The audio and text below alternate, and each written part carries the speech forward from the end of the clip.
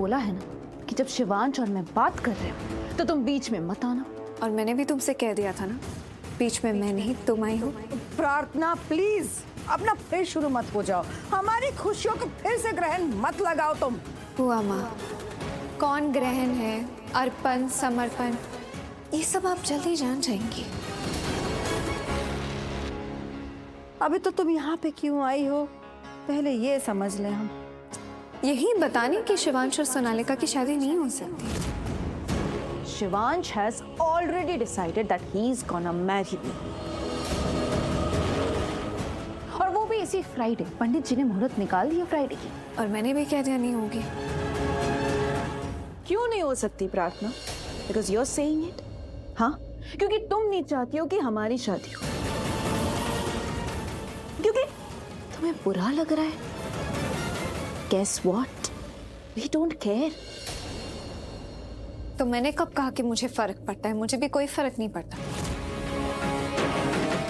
शिवांश तुमसे शादी करे या किसी और से, मुझे भी कोई फर्क नहीं पड़ता। तुम्हें फर्क नहीं पड़ता?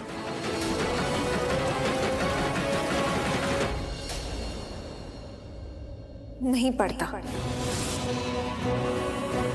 प्रार्थना, तुम चीज क्या हो और किस टाइप की हो? तुम चाहती क्या हो?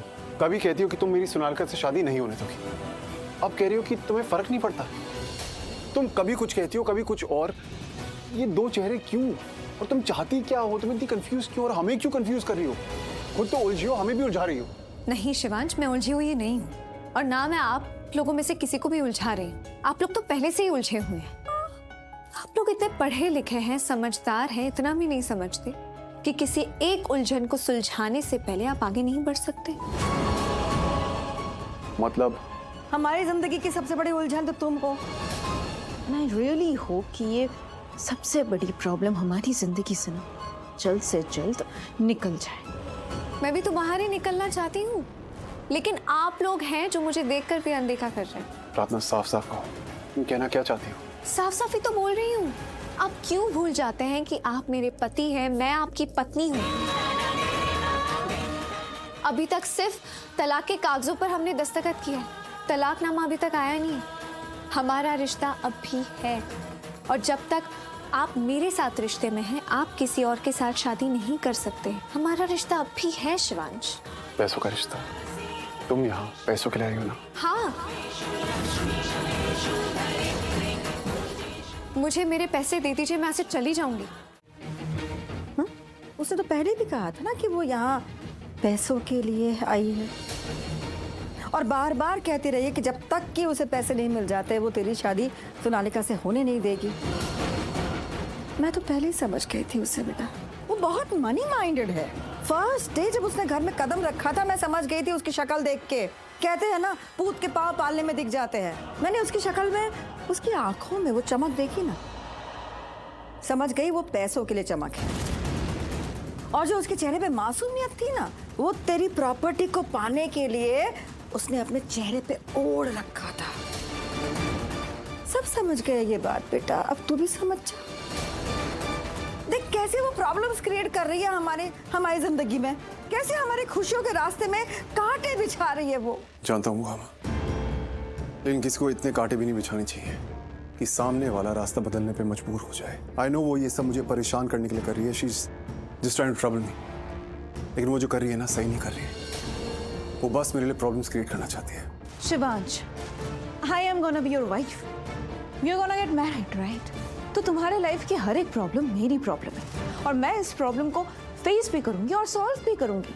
I am not gonna let her trouble you, me or anybody else for a fact। तुम मेरे होने वाले हस्बैंड हो, ये घर मेरा होने वाला है, बुआ माँ मेरी सास होने वाली है। इन शॉर्ट तुम सब मेरे हो, अपने हो। तो तुम्हारी प्रॉब्लम भी, तुम्हारी टेंशन भी मेरी टेंशन भी, जिसे मैं खत्म करूंगी। क्या मतलब?